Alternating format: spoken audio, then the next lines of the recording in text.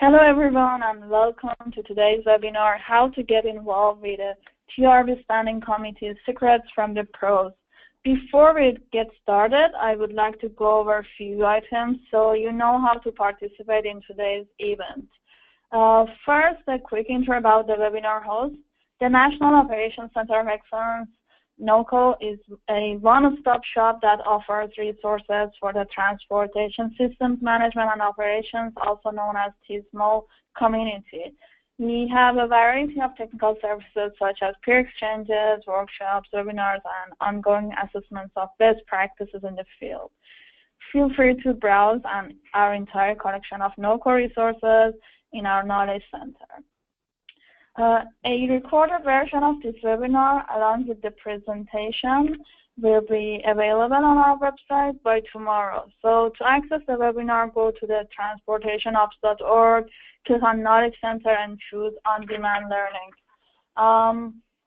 You can also watch our previous webinars on our website. So part 1 of this webinar, which was held in October, is on our YouTube channel. And also make sure to register for part 3 of this webinar, which will be happening on December 13th.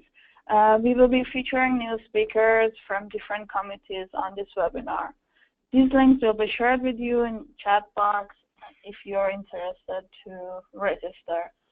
For those of you just joining us, welcome. We are about to start today's webinar on how to get involved with the TRB Standing Committee.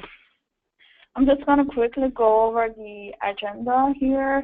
Our moderators today are Nicola Ivanov and Leila Hajibabai from the Operations and Preservation Group Young Member Council, the sponsor for today's webinar. In the first part, Nicola will talk about some of the general ways you can get involved with TRB committees.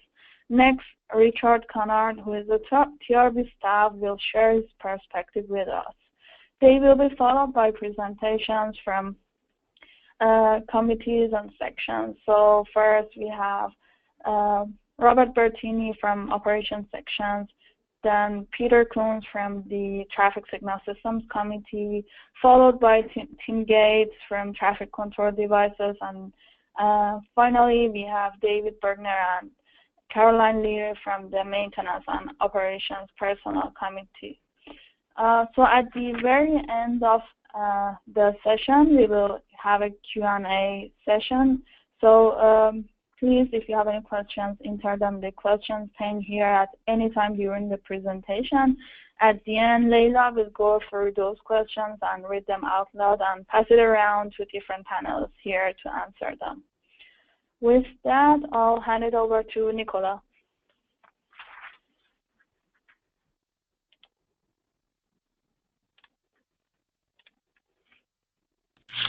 Okay, thank you.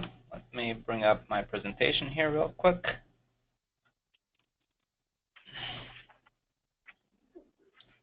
Well, welcome to this second in the series of 3 webinars that Leo mentioned. I first wanted to thank the National Operations Center of Excellence for hosting these webinars, as well as all the speakers and folks involved in organizing this. I really appreciate all your help on behalf of the Operations and Preservation Group Young Member Council, Dr. Hajibabai, and myself. So I'm going to briefly cover a couple of things related to the general TRB structure and Operations and Preservation Group Young Member Council's position at TRB. So some of this may be familiar to you, some of it may be brand new. It's kind of a rough overview, but at the top level we have the TRB Executive Committee, and below that we have a Technical Activities Council, which is responsible for work that you generally see related to TRB annual meeting.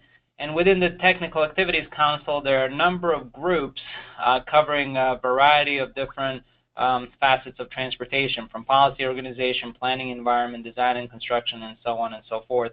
And a lot of these groups are then further divided into sections. So in case of Operations and Preservation Group, we have an Operations section, and today we have Rob Bertini, who's going to be talking about Operations section, Maintenance and Preservation. And then within each one of these sections, we have a number of different standing committees that sometimes belong to both sections or only one section, and we'll hear from representatives from some of the standing committees. And even within those committees, we also have subcommittees and task forces that are doing some of the work associated with individual committees. The Young Member Council sits at the same level as the Technical Activities Council and was formed several years ago with a goal of getting young members, which are defined as folks 35 and younger, getting them involved more in the TRB as a whole, and specifically work at TRB annual meeting. And so Young Member Council at the TAC level, Technical Activities Council level, was formed to represent all of these groups. And so as the organization grew, individual group level Young Member Councils were formed. So they're not technically committees or subcommittees, but sometimes they're referred to as Young Member Council subcommittees. And so Operations and Preservation Group Young Member Council was formed to represent young members in that group. And so we work very closely with standing committees and section and group leadership to make sure that the young members are getting integrated and they're providing support and help for the standing committees doing all of the important research work. So when we formed, we put together a mission and vision statement, and we have a logo. And our mission really is to provide this forum and support framework for all students and young professionals interested in operations and preservation, so that they can reach their full potential as TRB young members. I know as a person who came to TRB annual meeting for the first time more than a decade ago, I was overwhelmed by the amount of information and activities happening, and it really took a decade for me to start getting a hang of some of these things. And so the idea here is that our mission and our vision will support that integration to be a little quicker for young members so that they can be more effective earlier, because not everybody maybe gets to come every year to the annual meeting, and maybe not everybody gets to participate throughout the year every year. So this is kind of a way for us to try to achieve that a little bit quicker.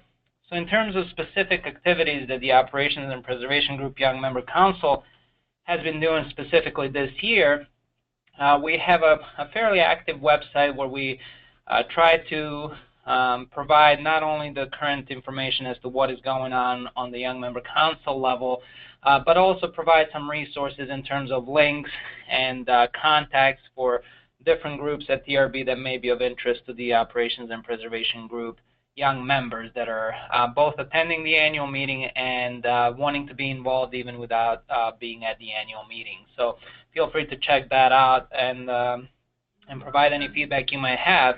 In addition to that, we have a pretty active LinkedIn group where we try to have conversations about things that are relevant to young members in operations and preservation. So this is open to anybody that wants to participate. LinkedIn does not allow open groups anymore, but if you're interested in participating, you can join the group and you can participate in all the conversations in the group. In addition to that, this year we established a mentorship program, which so far has been successful with 25 mentor-mentee applicant pairs that we've put together. We use Google Forms to survey these different groups of folks and match different mentors and mentees. While we've completed the matching and are moving forward with the pairs that we currently have, these forms are still available. And so if you're looking for a mentor, or if you want to be a mentor, feel free to still fill out these forms, and we'll try to match people as they fill out these applications and have matches available. Now, the reason that we're doing this webinar is that at the 2017 TRB annual meeting, we had what I call a reverse poster session. The idea here was to give an opportunity to the standing committees to have posters that represent the work that they've been doing throughout the year with some specific things about the committees. Sometimes it's difficult for young members to determine where their expertise maybe fits in, where they can contribute, where they can participate. And the idea here was to try to connect those folks looking to get involved with standing committees that are doing relevant work for those folks. And so it was widely successful from the standpoint of the information that was disseminated, and the people that did attend the poster session found value in being able to identify committees of interest. But from the standpoint of it being the first time and the location and everything, we figured that we would like to expand this to maybe a larger audience using a webinar format. And we initially thought of doing one webinar, but it's been successful and the interest has been so high that we decided to do a 3-webinar series with the help of the National Operations Center of Excellence, hosting these webinars and organizing a lot of the logistics associated with the webinar. So we had one on October 11th with a number of standing committees presenting. We have one today, and as Neil mentioned, we have one scheduled for December 13th with several committees from the preservation and maintenance section. So if you have interest in that, in the committees, or you just are looking to see what are the options at the TRB as you're looking to get involved, I would highly suggest that you attend one of these remaining webinars in preparation for the TRB annual meeting. So our vision for these webinars is really to connect these standing committees with enthusiastic young members. I think there's a lot of benefit on both sides. On the standing committee side, there's always a search for fresh perspectives, for new knowledge, new expertise, and for help. This is a volunteer organization that requires a lot of work and a lot of hard work from a lot of volunteers, and so standing committees can benefit from having some of the young members contribute. And on the other hand, the young members can really benefit from being able to gain additional expertise, to network and to learn about research that's happening in TRB and contribute to that body of knowledge. So what are some ways to get involved? So this is kind of a short list of things that I thought of that I've done in the past, but the first thing that I would suggest is learning and connecting. So I highly suggest attending the Welcome and New Attendee Orientation session that happens usually on Sundays at the TRB annual meeting. Even if this is not your first TRB annual meeting, or if you're not a young member, I think it's a very useful session to attend to get oriented and learn about opportunities. You can also attend your group young member council meetings. So those are open to anybody that's willing to participate, and they're usually listed in the program. So feel free to attend those and meet your young member council representatives. You can also attend the TRB Career Fair, which is the first time we're organizing this in this manner. I think Rich Canard will talk a little bit more about what that looks like for this year. Also, you can participate in sessions and workshops, attend networking events. There are plenty of those. Find a mentor. I mentioned the mentorship program that we've organized through the Operations and Preservation Group Young Member Council, but there are other mentorship opportunities, some of them very informal, and I highly recommend doing that. And always ask questions and ask for help. These are volunteers that are passionate about the work they do at TRB. They know a lot, they're capable of doing a lot of different things, and so they're always happy to help people out, get them integrated into the work, and so asking questions and asking for help is highly recommended. In addition to that, I mentioned volunteering earlier.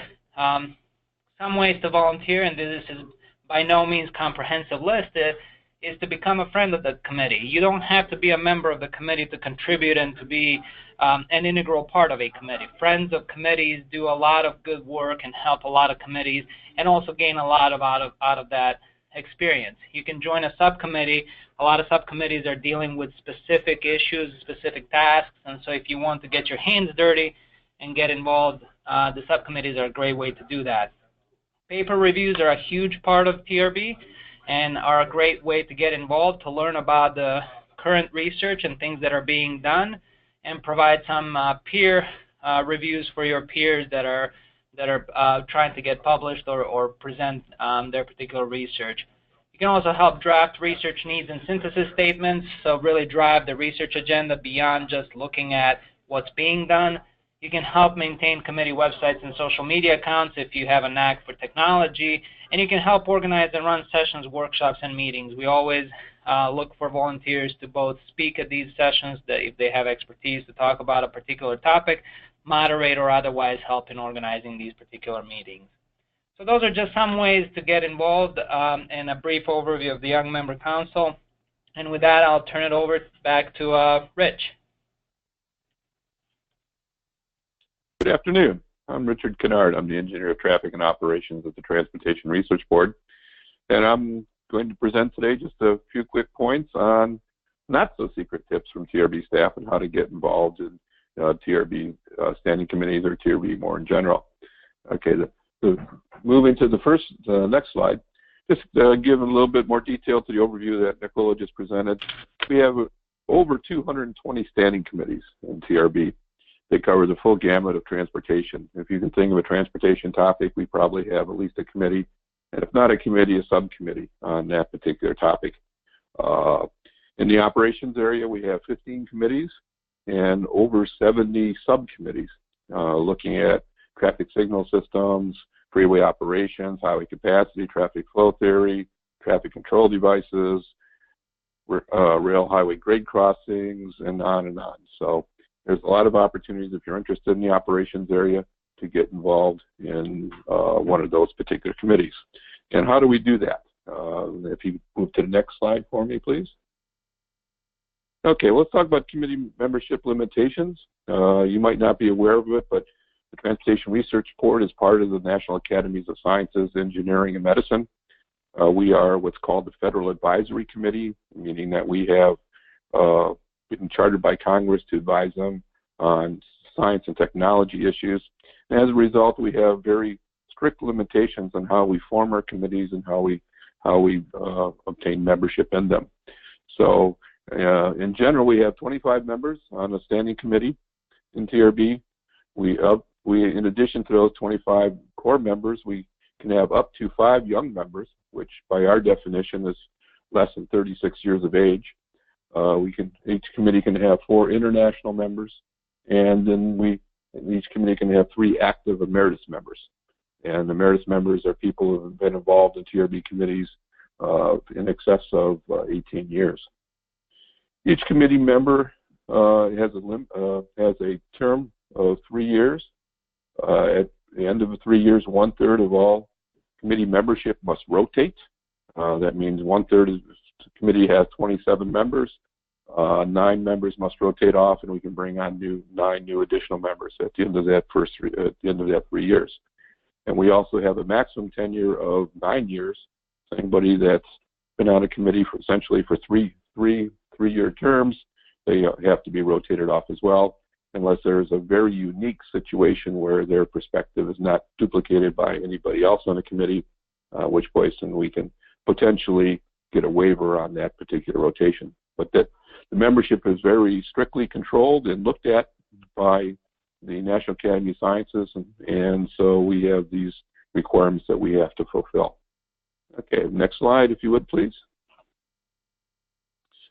What is the composition of members? It's not just anybody and their friends getting together to talk.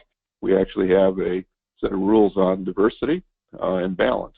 So we look at race, the racial makeup of each committee, the male-female composition of each committee, a balance on geographic locations. We don't want everybody from California, everybody from Florida. We want to see a good geographic balance across the country. We also want to see a good balance on employer types. We don't want it to be all university members or all consultants. We want to see a balance of public agencies, universities, consultants, research institutes, etc., in composing the membership on each of our committees. Okay, next slide, if you would, please. So how do you get involved? Okay, well, as Nicola mentioned, volunteer. Volunteers are the backbone of TRB. We have over 4,500 active volunteers involved in our 200 and some committees, not counting friends. And what a friend is defined as someone who's outside that 25-member core group within the committee, but who still participates in equal activities, equal input. The only thing is a friend cannot vote if there's something that comes to a vote at the committee, which does not happen very often. So friends are actively involved as well. So where to begin? Well, the first thing to do is to create an identity for yourself at what we call My TRB. In order to become a volunteer within TRB, you need to have a login and password for yourself at My TRB. And when you create your My TRB account, you're asked to provide some background of your areas of interest. And you can also then identify which committees you'd like to be a friend of. And that's the way to begin. That gets you on their email distribution list so that when emails are sent to the members of the committees and friends of the committees, you will also receive that information. Attend the TRB annual meeting is another probably great way to get involved. With limited membership, we do like to see TRB committee members attending the TRB annual meeting and any mid-year meetings of the committees where possible. This year's annual meeting is January 7th through the 11th, 2018, at the DC Convention Center and the Marriott Marquis Hotel in Washington, DC. It's always in Washington. It's always in sometime in January. Our attendance is over 13,000 attending the TRB annual meeting, so it's the largest transportation gathering of its kind in the world. In addition to the annual meeting, most of the committees in the operations area hold mid-year meetings or conferences, and that's on a regular basis. So something when you join my TRB, you might also want to get on the distribution list for our e-newsletter. We send out a weekly e-newsletter, which goes out to almost 70,000 people around the world, and it comes out on Tuesdays almost every week of the year. And in it, we talk about upcoming conferences, items of interest, new research programs, new research reports, information from the states, federal government, etc. So it's a good way to remain active and current within what's going on within TRB. Okay, next slide if you would. Okay, at the TRB annual meeting, there's what Nicola mentioned this. There's the new attendee orientation, the TRB boot camp. Full title, Start Your Journey Here. It runs on Sunday from 2:30 to 4 p.m. It's in the convention center. And during it, there's a number of presentations talking about TRB in general and various aspects of the annual meeting. And following that discussion, there are roundtables set up within the room which are staffed by the committee chairs or friends or members of the committee to talk about what the committee does to all those who are interested. So if you're interested, you attend this meeting following the formal presentations, we do have that networking opportunity at the committee tables where you can get more information on which committee's activities are, etc. So that's like Nicola said, if you've been to the TRB annual meeting before, this is still a great place to start out. It goes through how to navigate the annual meeting, etc. So I highly recommend that as well. Next slide, if you would. Okay, during the annual meeting, attend the committee meetings. That's probably a key point. I know my first TRB annual meeting, I looked at all, and this is going back a few years now, I looked at all the sessions and I went to all the sessions. I did not attend the committee meeting. Committee meetings are really where the really current information is being discussed and shared, and where you can is the mechanism for you to get more involved in a specific committee. So when you're at the committee meeting, introduce yourself. Introduce yourself to the chair, and also try to find out who the paper review coordinator is. Many times it's a chair, but not always. A lot of my committees in the operations area actually has a designated committee member who coordinates the peer reviews of the papers for the annual meeting. So introduce you to that person as well, so that you can volunteer to review papers, volunteer to be involved in conference planning for the annual meeting or for mid-year meetings. And just remember that almost 100% of all committee members work their way up through this process. They start out by just getting involved in general, becoming a friend, become a member of a subcommittee, and then review papers. And then when it's time for the committee rotation, those are the group of people that the committee chair goes to for identification of who will be the new people coming on to the committee. And if you're doing work that's of interest, submit papers for possible peer review and presentation at the annual meeting. This year we had just under 6,000 full papers that were submitted for peer review, and of that, approximately 3,200 are being presented at the annual meeting, and we'll have another 2,800 invited presentations and over 800 sessions. So it's a huge technical event, It runs Monday, or actually one of my committees starts on Saturday at noon, and it runs all the way through lunchtime on Thursday. And while you're at the annual meeting, network. Introduce yourself. Don't be shy. People are very open and want to meet other people, so please do network within the committee meetings, walking down the hall, whatever, in sessions. So get your name out there. If you have short bio that you can bring along when you meet the chair or meet the review coordinator that you could pass on, that would be very helpful as well. Okay, next slide if you would. Okay, the Careers in Motion networking fair. This year, for the first time ever, we're putting together a career workshop on Sunday at the annual meeting. It will run from 10 a.m. till 2 p.m. It'll be in the poster room at the, which is Hall E in the DC Convention Center. And I should probably mention half of the papers that are being, 70% of the papers that are being presented at TRB are in large poster sessions. They're all in Hall E of the Convention Center. They run at the same time as the podium technical sessions, and we can have up to 300 papers in one poster session. We run them 2 sessions on Monday morning, 2 sessions Monday afternoon, 2 sessions Tuesday morning, 2 sessions Tuesday afternoon, and then 2 sessions Wednesday morning and 1 session Wednesday afternoon. So that's the posters, but back to the career fair.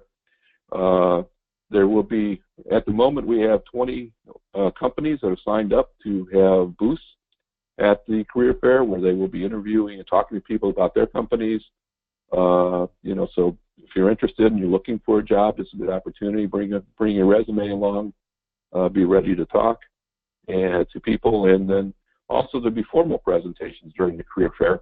There'll be the quick fire talk that you see here from 10:15 to 11. Catherine Coram, who's a TRB staff person, Andy, who is with US DOT, Vance Lanzo, etc. Then moving on, I think there'd probably be another slide here. Moving on after the 10 p.m. There we go, 10:45. Networking 101, then resume critiques, and the networking area to finish it up, where you'll be able to talk with the various companies, etc. That will be displayed. So that information will be available in the TRB interactive program. There on our website, we have an interactive program where you can go through all the sessions at the annual meeting, identify which ones you're interested in, create your own personal agenda. You can search by all kinds of criteria: committee name, speaker name, topic area, subject area, etc. And we also have a mobile app which syncs between the interactive program and your personal device, and that you can carry around with you, and you can pinpoint exactly where you need to go, and again, create your own personal program, etc. So that's sort of an overview of how to get involved in TRB's committees. I hope you find it of interest, and like I said, we're always looking for volunteers. It's the backbone of TRB, so please, if you're interested, don't hesitate. We are looking for you to become a member. Thank you very much.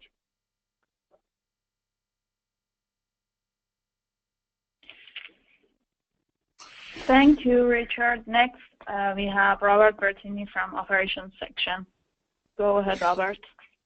Thank you very much, and fantastic introductions, Nicola and Rich. And so my portion will be shortened because I think a lot of our experiences will be shared, but maybe what I'll try to do is just share with everyone a little bit of my story with TRB. And on the next slide, it indicates that I believe this coming TRB will be my 25th, starting in 1993. That's me on the left, looking a lot younger.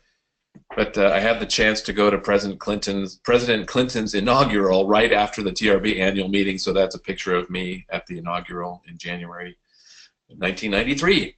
And so since then, as Rich said, I've moved up. I started off volunteering to do the website for the Committee on Traffic Flow Theory, and worked my way up to be the secretary, then the chair, and now serving as the chair of the operations section. On the lower right of this slide, that's a photo when I was working at the U.S. Department of Transportation. We had a great panel of all the deputy administrators. So that was a fantastic experience as well. And on the next one, I think people participating probably know about the TRB organization, shown on the next slide. But I always like to remind people that President Lincoln was the one who set up the National Academy of Science, so that we are all, as volunteers here with TRB, we're all part of the vision that Abraham Lincoln had for the linkage between science and government. And so that's always a nice little tidbit to remember. And on the next slide, just so people are aware, you know, TRB is a fairly large organization. Rich already mentioned the role that TRB plays as a private entity. It's not part of the government. Plays a management role for a number of different research programs. Provides a lot of tools for researchers and practitioners. And if any students are listening, you know, it's really important to be aware of all these tools that are available. And roughly half of the budget from TRB comes from the states. So it's kind of interesting to know where the funding comes from. On the next slide, we've already talked about the TRB annual meeting, but this really, you know, a lot of people see TRB through the annual meeting. Of course, there are many other things going on throughout the year, but the annual meeting is the most visible and most well-known element of TRB. And as already said, it's a huge event. It can be a little bit overwhelming. It does cover everything, and you get to meet, you know, your peers, your counterparts, but also you get to meet the leaders in transportation. I can remember the first student I took to TRB. We were standing at a reception, a UC Berkeley reception, and I was talking to Professor Dolph May. And my student was standing there, and she looked at his name tag, and she looked at me, and she said, "Is this Professor May?" Because we were using his book in my class, and he started laughing, and he gave her a big hug, and we took a picture. So you can meet the author of your textbook, you can meet real luminaries within the transportation community. So on the next slide, I sometimes like to include this committees. As Rich said, there are well over 200 committees, and each one has an alphanumeric code. And just so that you can quickly understand that each committee name starts with A, and then there's a group code, a section code, and then a committee number. So it can be a little bit overwhelming to figure out what the committee code means, and we often say that we shouldn't speak in code. But you can decode it using this little guide here. Rich mentioned the membership. I believe that there can also be 2 state DOT representatives on each committee, bringing the total membership up to 36. As already said, if you're a friend of a committee, you can be just as active, or in some cases even more, than an official member. The only thing you really can't do as a friend of a committee is vote on approving the meeting minutes. But most committee chairs are looking for friends, active friends, to step up, get involved, volunteer, and then that pool of people can often be the source of members during the triennial rotation that Rich already mentioned. On the next one, this is just a snapshot of the operations section. I do have a web page that has links to all the committee's websites. But operations includes 13 committees and 1 task force covering the broad array of transportation operations. And almost all of these committees are extremely active, and we have several of the committee chairs on the webinar. You'll hear from them in a bit. It's a great honor to be the chair of this section, and it's amazing to me all of the activities that these committees engage in. Many of these committees have won Blue Ribbon Committee Awards. That is a TRB-wide committee award program. So just recently, the Traffic Control Devices Committee that Dr. Gates will speak about received Blue Ribbon. So congratulations to the Traffic Control Devices Committee. On the next slide, I say committees, so what? And like Rich, my first time at TRB, I attended all the sessions, and I usually tell my students now to split their time to go to sessions and posters and committees and, you know, do some listening. The committees are important because they identify research needs and then pass those into the research funding process. And many committees are very successful in taking research ideas that have been vetted through the research and practitioner community, get those into the research funding pipeline. So there are a lot there, you know, TRB doesn't quote unquote fund research, but the NCHRP process uses state DOT funds to fund projects, so you can get involved in defining project topics that later become funded research. And there are lots of things that committees do in addition to the annual meeting. Most or many committees have mid-year meetings that can also be very fruitful, more focused opportunities for interaction. And also committees develop technical materials, transportation research documents that are published. Some committees have developed primers, like the Network Modeling Committee created a primer on dynamic traffic assignment that's used at universities and used all over the world. Transportation research circulars can be products of mid-year meetings and can contain you know, the latest research. I think all of these points about what members and friends can do have already been mentioned, so let's skip to the next one. Here are some opportunities that I've already mentioned. Volunteer to fix up the committee's website, volunteer to get involved in a subcommittee, volunteer to review papers. You know, you can move your way up, get involved with the young member council representing a particular committee that you're particularly interested in. So the next slide, there's a picture of Rich. Be aware of the TRB research tools, including TRID, RIP, and RNS. And TRID documents completed research, RIP documents research in progress, and then if you're looking for research ideas, there is the research needs statements database. And let's move to the next one. This has already really been mentioned. These are all the things that happen at TRB, so let's skip to the next one.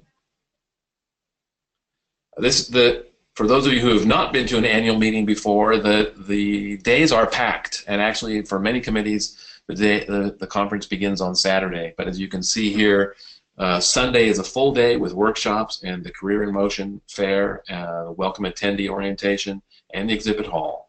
And on the next one, something that's important to be aware of is there are a lot of informal social events. If you can go to the next slide. Usually in the evenings, so if any of you are students, I always say, you know, there are a lot of receptions and events for networking, but also for free food, to be blunt. And many students at many universities sort of keep track of when these receptions are, and they can be a great opportunity to network and to make contacts, to talk to professors. If you're interested in going to grad school, if you're a professional, you can talk to prospective employers, and so on. So the next slide, you know, preparing for the annual meeting is a challenging task. But if you look at the program, there's a lot going on, and it's hard to dig through that.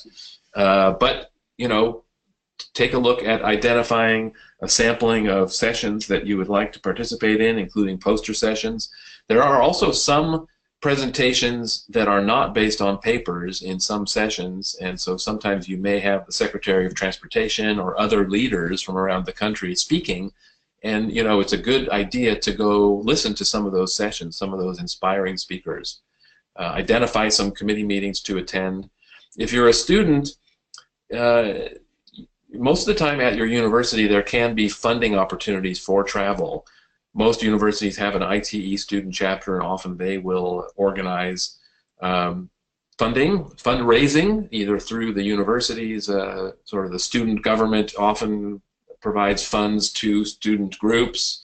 Sometimes departments or the dean of your college or your graduate affairs office will have travel grants for people who are presenting papers at conferences. So I encourage you to look into those kinds of opportunities.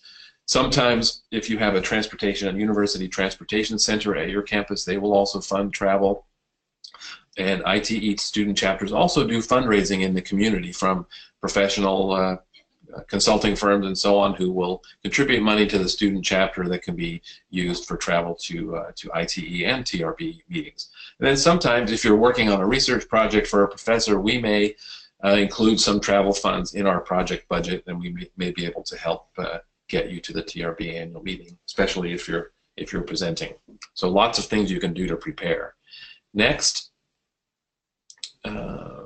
some of this has already been mentioned. Ask questions, be visible, circulate, introduce yourself. Don't be afraid to ask for business cards.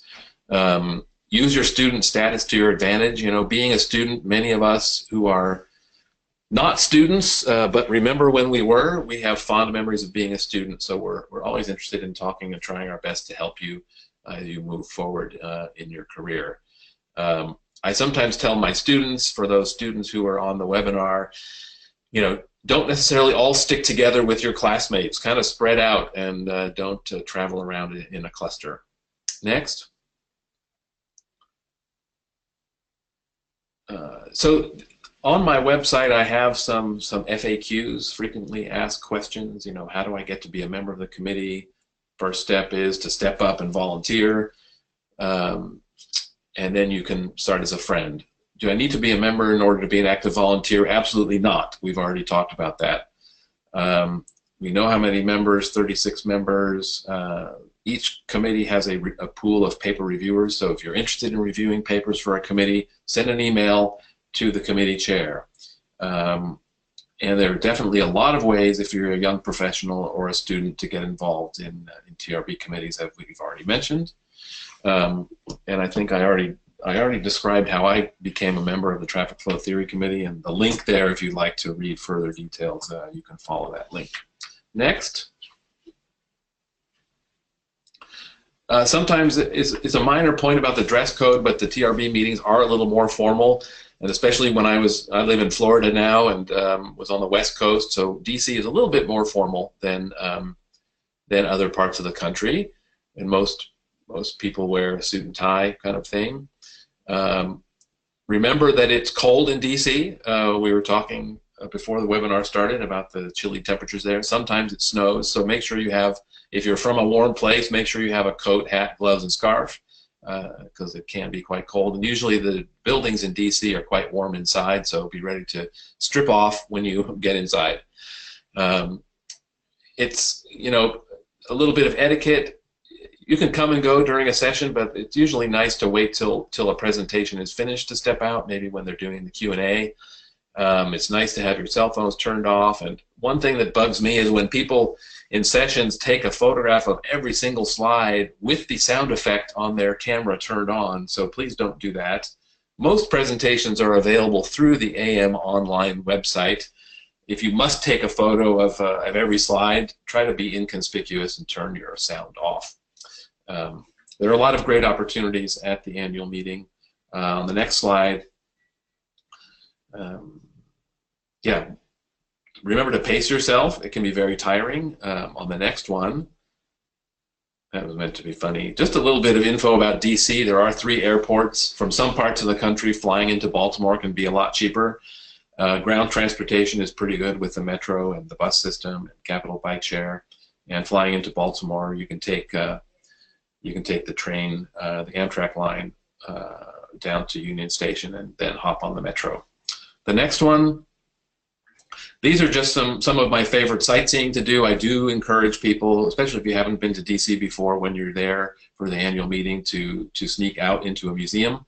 Almost all these museums are free, and so Washington is just a great place to visit. Next slide. Thank you very much. I've given a link here. I do have a TRB Survival webpage with some of this information on it, and we look forward to seeing you all at the annual meeting, and we look forward to your involvement in TRB. Thank you. Thanks, Rob. So next we have Peter Combs from the Committee on Traffic Signal Systems.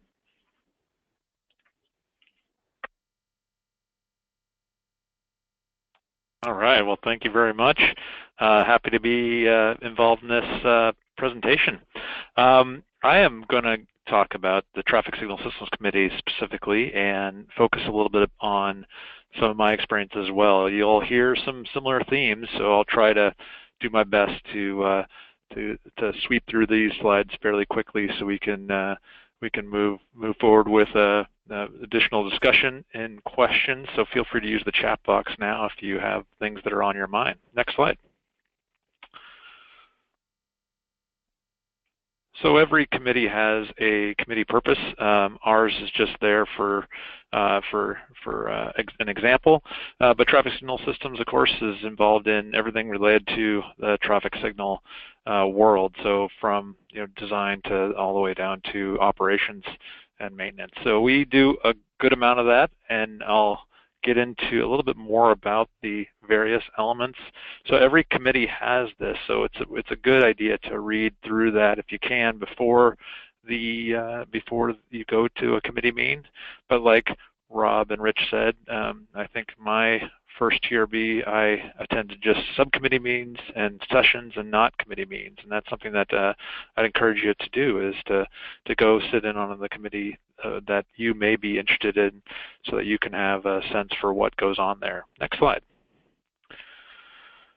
So our Traffic Signal Systems Committee, we do have a website, so that's something, again, you can review in advance. And at the bottom there, I'm just going to provide a few tips. One of the things to look at the website is to identify who is involved and ask them if they need help. So our website is updated by a volunteer. It's Anuj Sharma from Iowa State University, and it was something that he took on as a role, and he also manages our listserv, that is the way in which we communicate with our members and friends. Next slide. So a lot of the work in committees that are larger, like traffic signal systems, a lot of the work happens at the subcommittee level. So it's something that, as a committee chair, I've learned a lot from the Highway Capacity and Quality Service Committee. They have a wide range of subcommittees.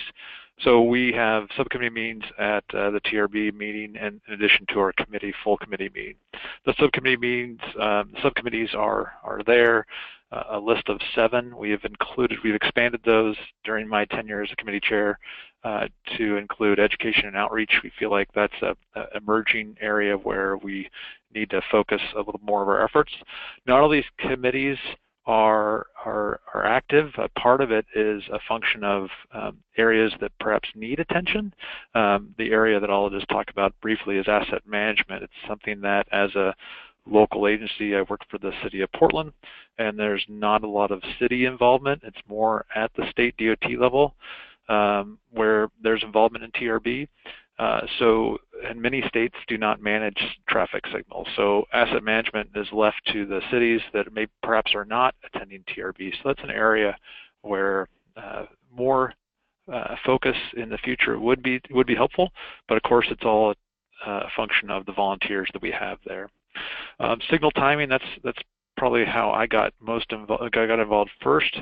Before there was a subcommittee, recognized as a young professional that I was doing signal timing work as a consultant, and that there was no manual like the Highway Capacity Manual for signal timing specifically. I was reviewing vendor-specific documents, and so I pitched to the Federal Highway Administration at a TRB meeting to write the first edition of the signal timing manual, and that idea was based on a relationship I had with FHWA developed through the TRB meetings that I had attended in the years past. So I'll just say that the TRB, for me and for many others, has been really the start of a career, and as Rob said, a lot of fantastic interactions that has led to where I am today. Next slide.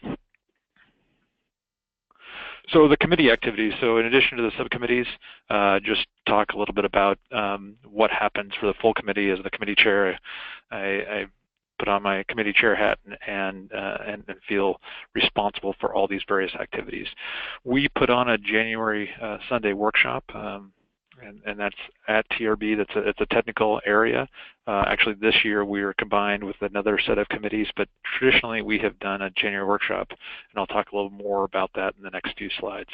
Our summer meeting, we always look for a volunteer local host that's willing to identify speakers from the local agencies where we go and have that meeting where we continue to work on research problem statements and get presentations from the various practitioners that are involved in our committee. Annual meeting paper reviews are a huge part. There's always a constant need for reviewers, as Rob mentioned. So that's something that, as a young professional, you can easily get involved in. I'll talk a bit more about that, but we are using the data from who does reviews to identify who's been involved. So you don't have to necessarily attend TRB to get involved and to be recognized. So that's something that I'll just leave you with, is we are using data and we are being more careful about how we look at paper reviews. Research problem statements are a big part, of course, of TRB, as are awards. We have a subcommittee that looks at the best paper for our internal committee. So we get about 100 papers for our committee, and we review those, and then we identify what could be forwarded for review by the division and the next levels up. And that's been something that's been, again, we started a while back, and we're actually looking for a paper award subcommittee chair right now. So lastly, I'll just say subcommittee involvement is really the biggest piece of the puzzle where you can easily get involved. Again, you don't have to be a member of the committee to participate in that. Next slide. We often have a summer meeting, a technical topic, and this is just my running list. And as I've been involved in the committee, we've just tracked the various things that we've been involved in. So in addition to signal systems, it's usually a topic that's either emerging. You'll see in 2007 and 2008 we were talking about IntelliDrive, which was, of course, a precursor to the connected vehicle ideas and the smart city concepts that we have tackled today. Part of those are just having volunteers that say this is an area that's important, it's emerging, and I want to spend more time on it. So that's traditionally we have a technical area in a summer subcommittee, and then it comes back to the January meeting as a workshop. So just again, another way to look ahead, I guess I'd say, is to think not only about this TRB meeting coming up, but also the summer meeting. If you go to the next slide, it shows the map of our summer meetings that we've had and where we're headed in the future. Again, we tend to go somewhere other than Washington, D.C. And in this year, this past year, we were in Toronto, joint with the IT meeting.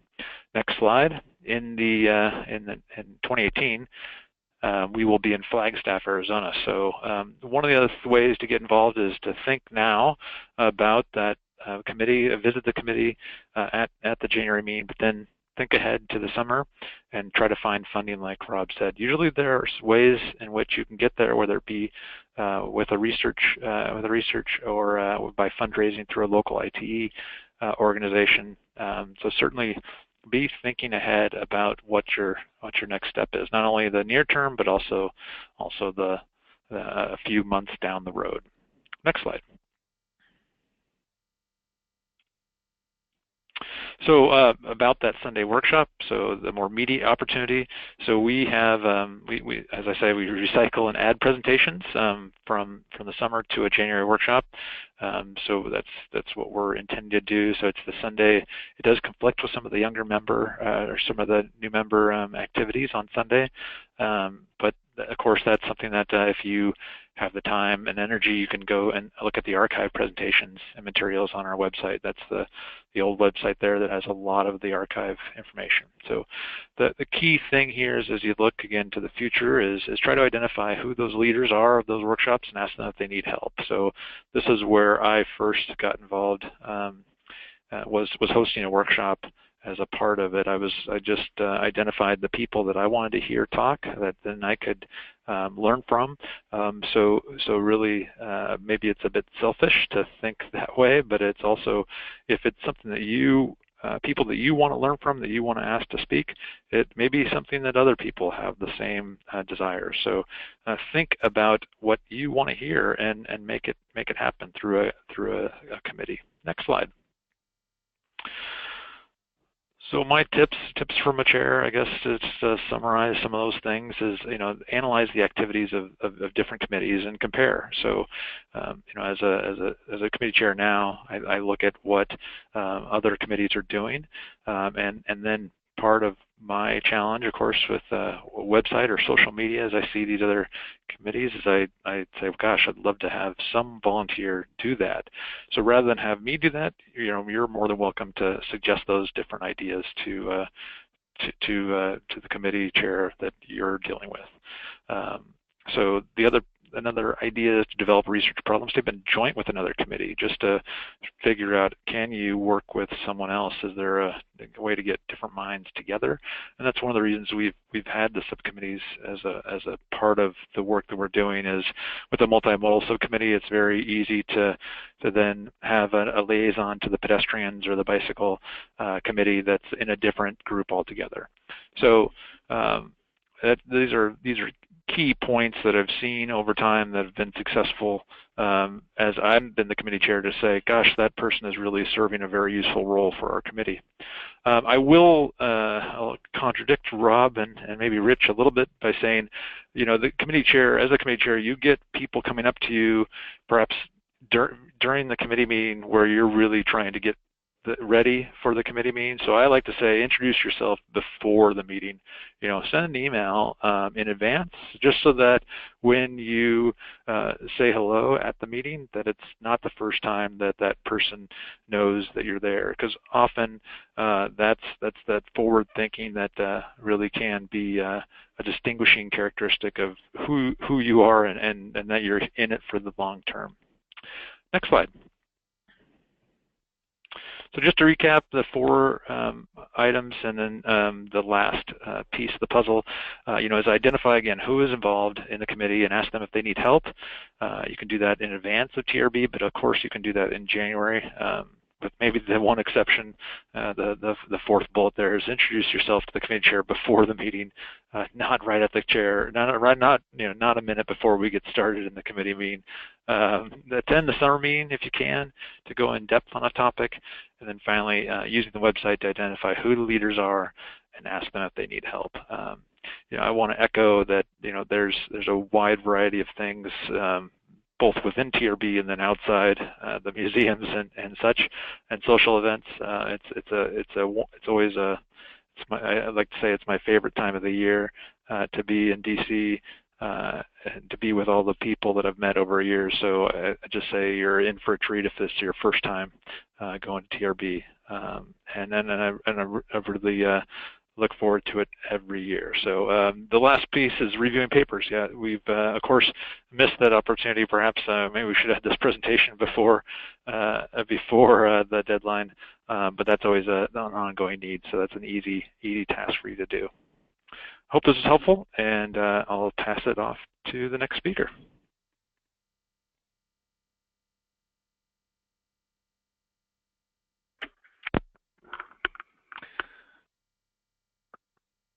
Hello, everyone.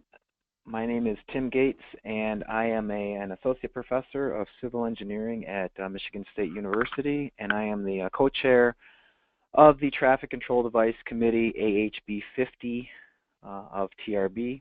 Next slide, please. Since the other speakers have talked quite a bit about maybe some of the high-level things, I'm going to just give a little bit more of a pitch about our committee, what we do, the internal workings, what are some of the objectives and the mission of our committee. First and foremost, our objectives as a committee, we are just quite simply charged with communicating and disseminating traffic control device information to the TRB and then the broader community as well. And that includes presentations, posters, webinars, reports, papers, and then special issues or initiatives as well. TR News occasionally will have, be asked to provide an article or a topic or an interview for TR News. which is a TRB publication. Promote traffic control device research through problem statements and research need statements. Those would be things that would go into like kind of the NCHRP review round. But then, I've seen state level research come out of TRB as well. If you get some of the state DOT folks on there and they get some ideas from discussions with other committee members, or things that they've even picked up just at the larger, through a poster or through a presentation session. Those oftentimes get into state level DOT research, or like I said, even NCHRP as well. And that's actually the bigger point, is to get NCHRP relevant topics, problem statements out there, research need statements. We also have student competition. And I'll speak more on that later on. That's actually been a huge success for us. We just had the second round this year, with the finalists that will be presented at TRB, and then well, I guess the semifinalists. The finalists will then get a chance to present at a different session, different meeting later on, and also there's a cash award as well. We do a lot of coordination with the National Committee on Uniform Traffic Control Devices. If you're not familiar with that, that's really kind of the body that oversees or provides guidance to the FHWA on the Manual of Uniform Traffic Control Devices. And so at least once a decade, the Manual of Uniform Traffic Control Devices is refreshed or redone, however you want to look at it, whatever you want to call it. And so the Traffic Control Device Committee is a huge liaison with the National Committee on Uniform Traffic Control Devices, and many of our members either sit on that committee or have sat on that committee in the past. And so there's a lot of interaction there. In fact, we probably interact with the National Committee as much as we do with many of the other relevant TRB committees. And then we also identify new technology and emerging trends that can lead to new concepts and traffic control device applications. Unless you've been living under a rock, I'm sure you're aware that there's a lot of infrastructure-related needs associated with autonomous vehicles and connected vehicles. So if you look at our papers topics over the last 5 years or so, we've had a huge shift into things related to autonomous vehicles. Next slide, please.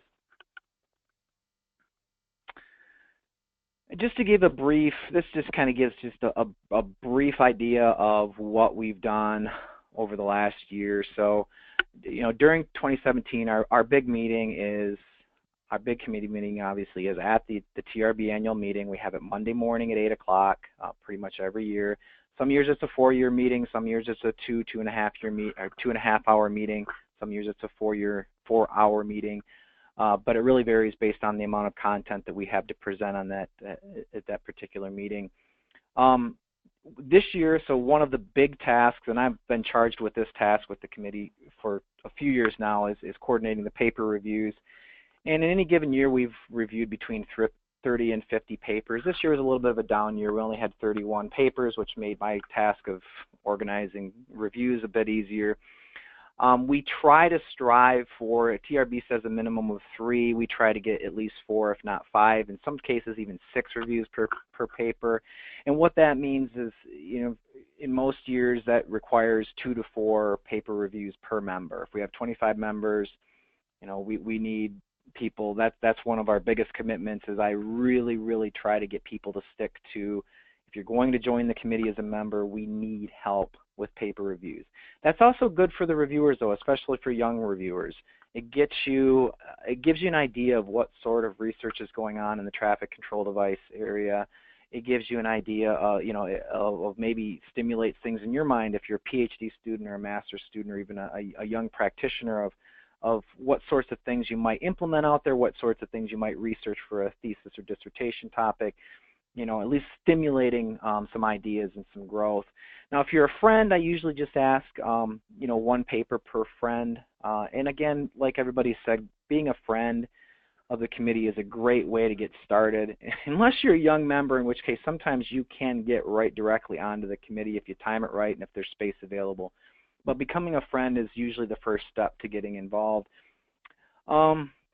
We're sponsoring 26 paper presentations, so if you want to take notes. So a poster session, they're all going into the poster session. It's poster session 722, and I don't think I have the information on where and when that's going to be held yet.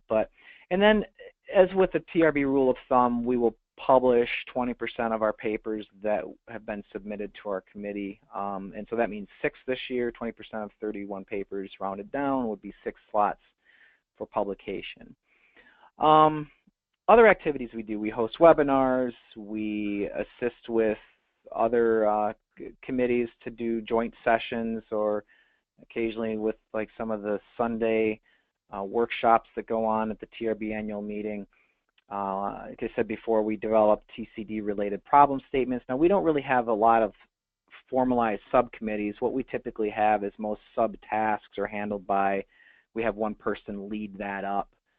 And we're not as large of a committee as some of, as say, the Signal Systems Committee. So we oftentimes handle some of the subtasks just with a volunteer, maybe 1 or 2 volunteers. We don't call them formal subcommittees. So we have a chair, a sub-chair for problem statement development. We also co-sponsor the TRB's Automated Vehicle Symposium that's been held in San Francisco for the last few years. That's a great event. In fact, 2 years ago, we actually had our mid-year meeting at that event as well. We don't often have mid-year meetings. Occasionally, if we have a meeting that collectively several of us as members are going to attend, then we'll call the mid-year meeting. Sometimes we've had them as webinars or conference calls, but we don't always have an on-site mid-year meeting unless there's just really a need to meet and it's convenient and there's plenty of business to discuss.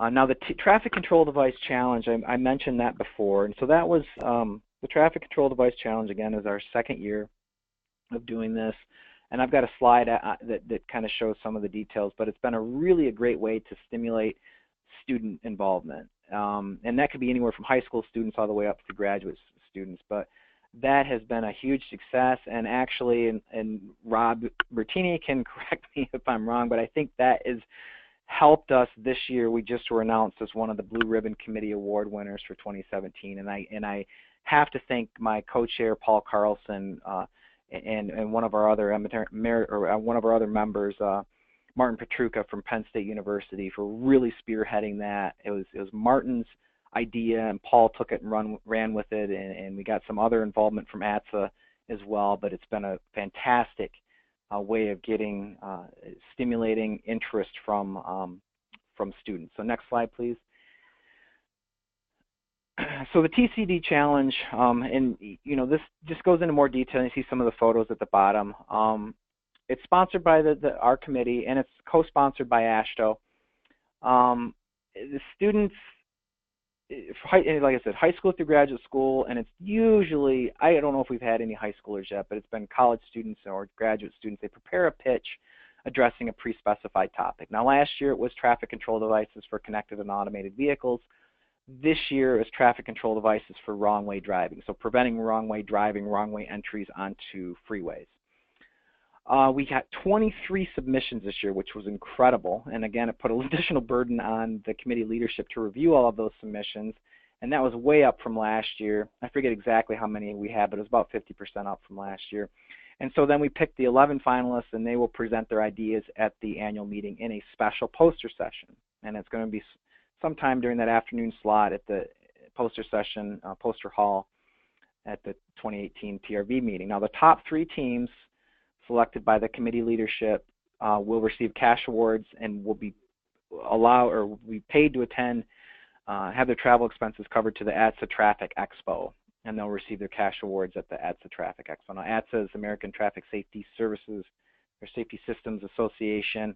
And they have a huge, they're kind of a traffic control device vendor and a practitioner group. So there's a big liaison there with our committee.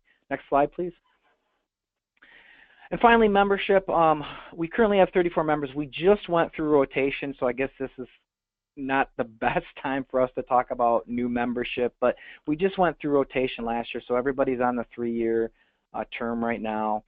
I'll be the chair for the remainder of this term, and then actually I believe I'll be rotating off. I think I'll be hitting my 9 years at that point, but maybe even longer.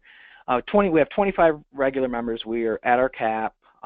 We have our 4 young members. We have 3 international members, so if you're an international member or international and you're interested in being a member, we do have more slots available, 2 more slots available, and 2 emeritus members as well.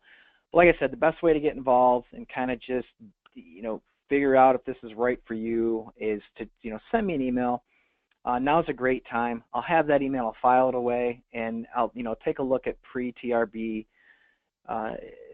emails that come through. And, come up to me if you're able to attend TRB, even if you're not able to attend TRB this year. But, just, sending that email is good because I file it and I have it so that I can put a face with a name, and I'll get you involved. I will start to get you involved with whatever tasks we have, certainly with paper review process. If you can, if you're going to attend TRB, come up to the meeting, come say hi, afterwards or beforehand if you can. I usually get there 10 minutes early or so, and Paul and I get things set up. Obviously helping with paper reviews. If you can do more than one, that's great. I always try to cast a broad net with paper reviews and get more than the minimum, certainly. That always helps. And attend our sessions. We're just having a poster session this year. In years past, we've had both a poster and a podium session, but we just decided to do a poster-only session, and maybe attend the TCD Challenge poster session as well to see how, if you're a student, how you can get more involved and do something really active and hands-on, and maybe even win a cash prize from our committee at TRB. So I believe that's all I have. I don't think I have a 6th slide. Yep. So I guess I can pass it off to the next person now. Thank you.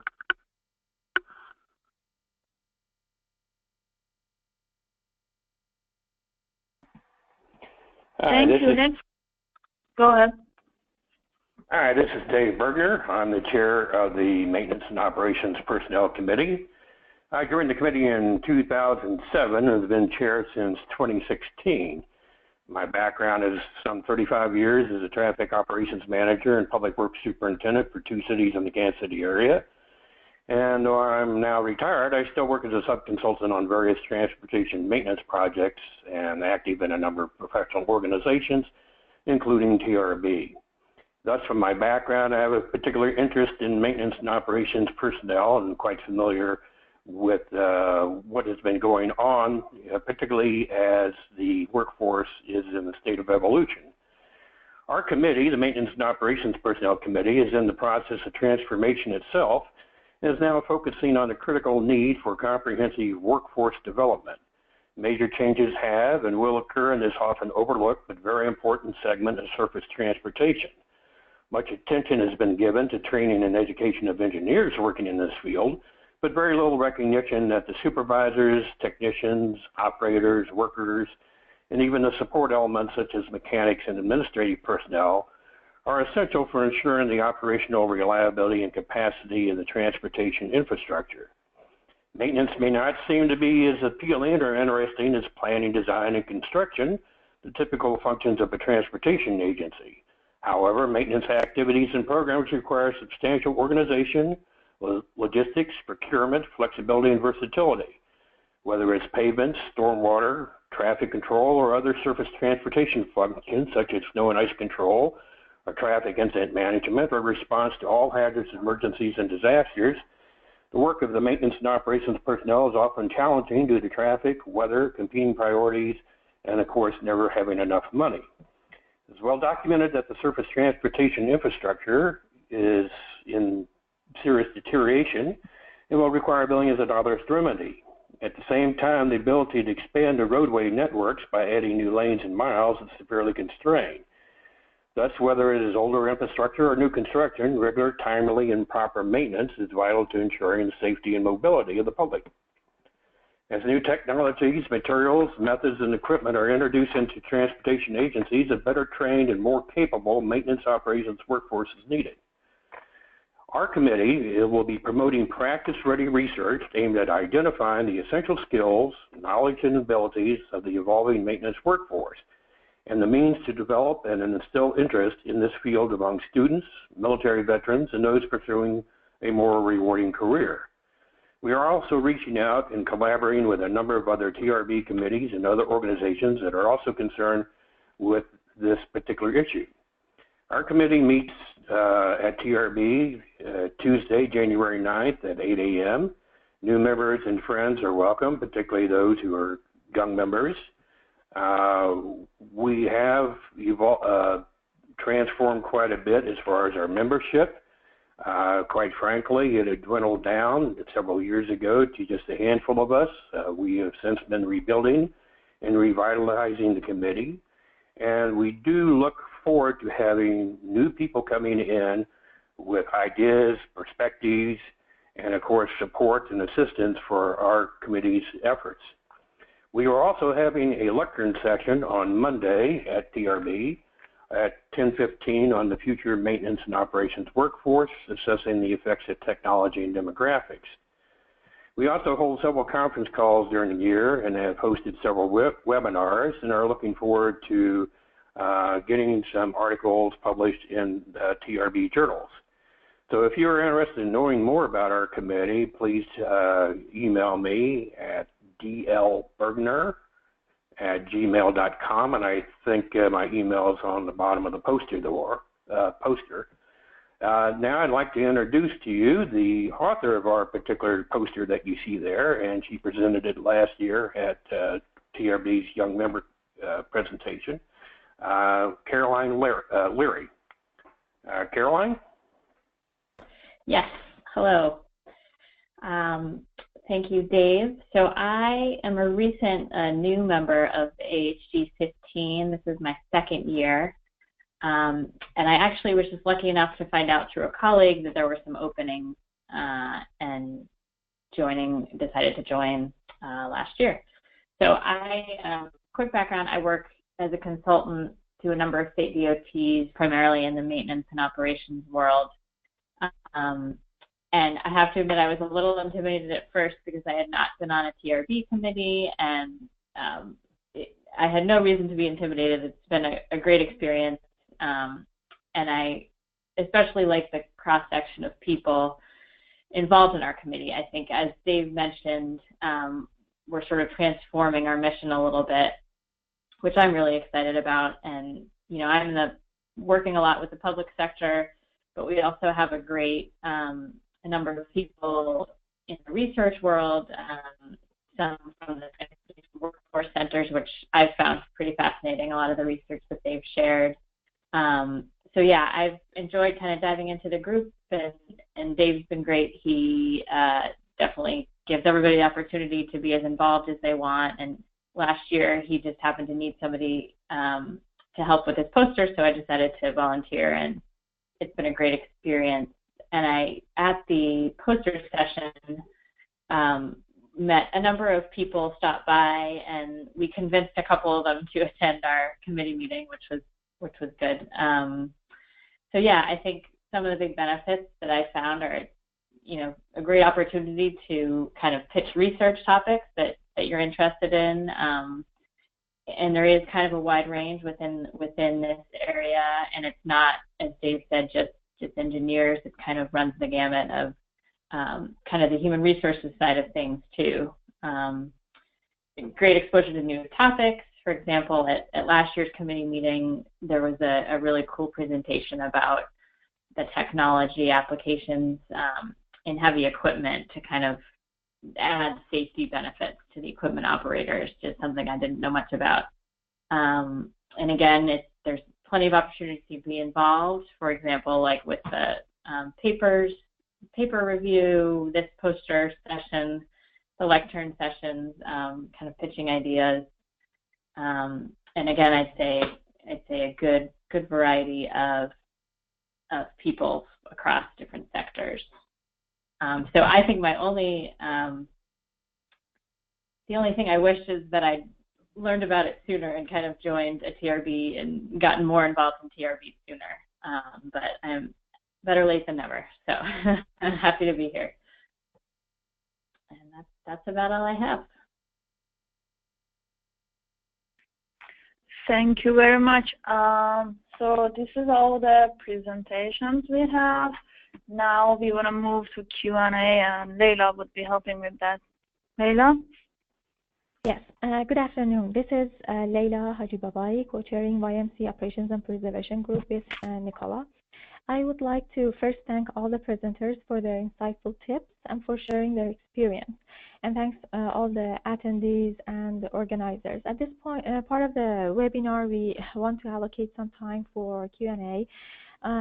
All presenters are more than welcome to contribute to responses. So we have several questions to cover. The first question is for Rich Canard. Can you please explain more about the Careers in Motion networking fair? You have already covered details on it, but to emphasize more for those of us who have missed it, when and how can we access the list of participating companies and get more information about them? Sure. The Career Fair will be on Sunday between 10 and 2 at the annual meeting. After about the 1st of December, we will post a listing of all the companies that will be staffing booths at the Career Fair for interviewing people, etc. So that I would go to the TRB website, which is www.trb.org/annual meeting, and you will see annual meeting information, and there will be a posting there of which companies that will be displaying. Now, that will not actually close until mid-December, so the list will continue to expand as we get closer to the annual meeting. And again, if you have any additional questions, just please send me an email. My email address is first initial last name, so it's rcunard@nas.edu. And I can provide what information becomes available. So did that answer your question? Mm-hmm. Yes. Next question. If you were a student or young member, how would you best use your time at TRB Exhibit Hall? So any presenter can chime in. At Exhibit Hall, let me just Richard Canard again. In Exhibit Hall, we'll have somewhere close to 300 exhibits, and that's a lot of exhibits, and it's only open from Sunday at 4 p.m. till Tuesday afternoon. One way I would suggest is and we offer a mobile app, which will become available in early December for iOS and Android models, operating systems. Each exhibitor is to identify up to 4 subject areas that their particular company has products for. So I would suggest you go into it by subject area.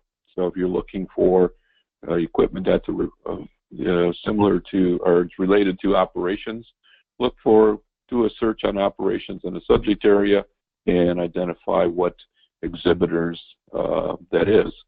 The other way is just to look at an alpha listing. Each company is supposed to give us a short description, a sentence or two, on what their company is and what their product lines are, and that would be another way to go into it, looking at it that way. Okay, thank you. So the next question again is for all the presenters. After becoming a friend and volunteering with committee tasks for a while, what is the next step in officially becoming a committee member? How long does this process take? And we have a follow-up question from Sogand in the audience.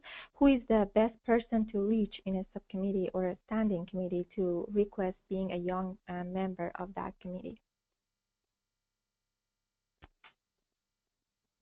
This is Dave Bergner. I would suggest if somebody's interested in becoming active in a particular committee, certainly by all means try to attend the committee meeting itself.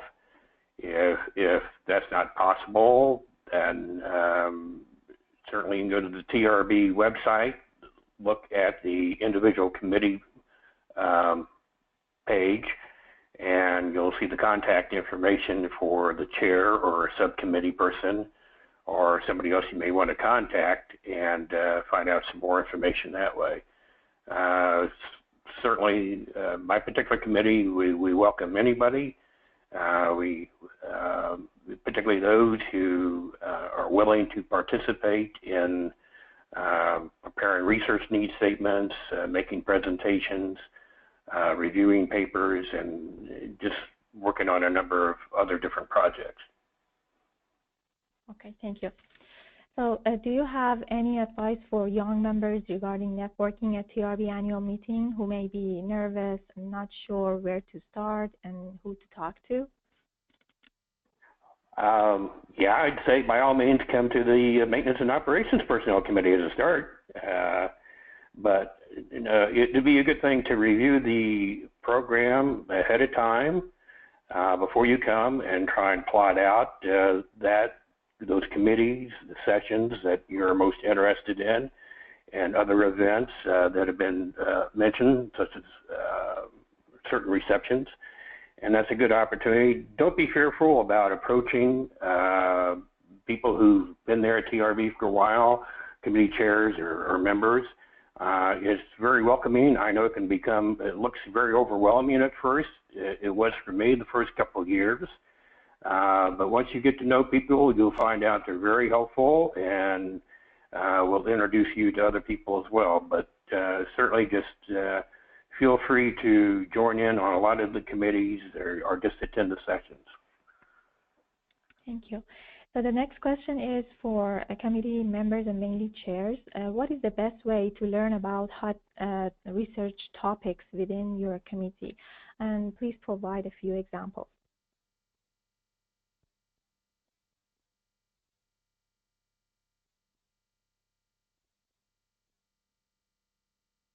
So any idea about how to learn about the hot research topics within each committee? This is Dave again. Go ahead. This is Peter Kuntz.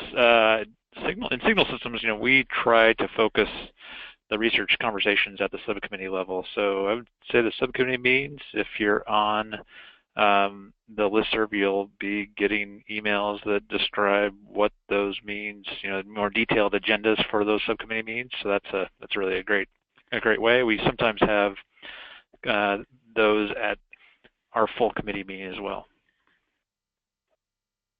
Okay, thank you. I think it's kind of important to point out that research needs statements are usually due from the committees about mid-February. So a lot of work to prepare those statements actually begins prior to the TRB annual. And at least for my committee, we also work on those at the particular committee meeting itself. But research needs statements can be proposed at any time throughout the year.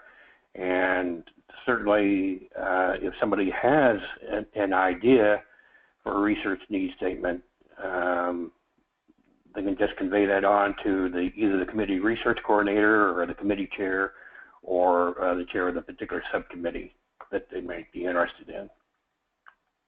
Okay, thank you. And we have another question. What is your advice to a young member whose paper has been rejected for presentation, publication, or both? And how about if their paper gets administratively withdrawn by TRB?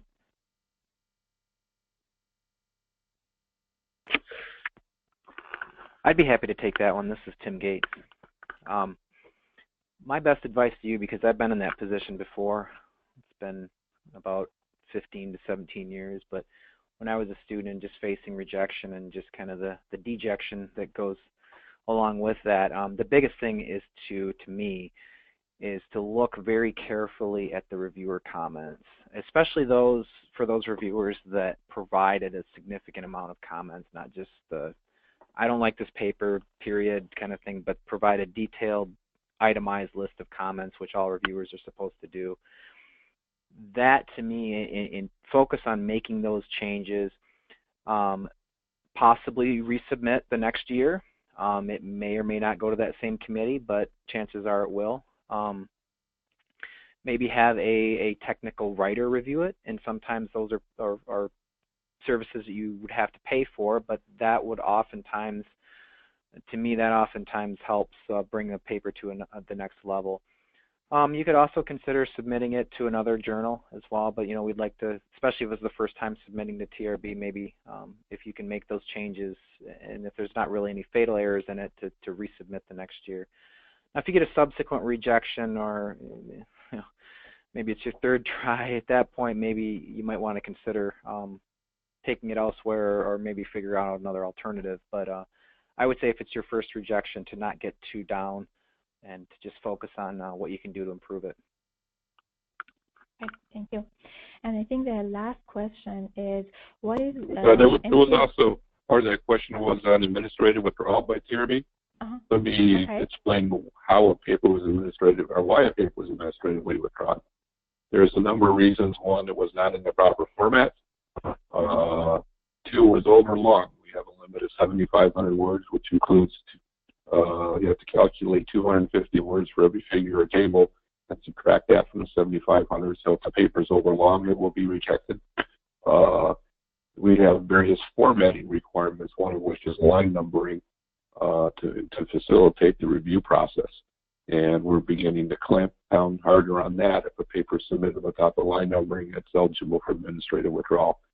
So those are the various reasons the paper is administratively withdrawn. And, if that happens, you can question and ask the staff, TRB staff, why it was administratively withdrawn, what was the reason. But, if it's overlong or don't have line numbers, formatting, etc., don't expect that we'll reverse that decision. We'll just give you information on why it was withdrawn. And again, on our website, we have information for authors, which gives you formatting and guidance on how to format a paper for TRB. And so not knowing what a paper should look like is not really an excuse that we'll accept. That was very helpful. Thank you. So my last question is, what is NCHRP Synthesis Topics Panel? Is it different from NCHRP Research Project Panel?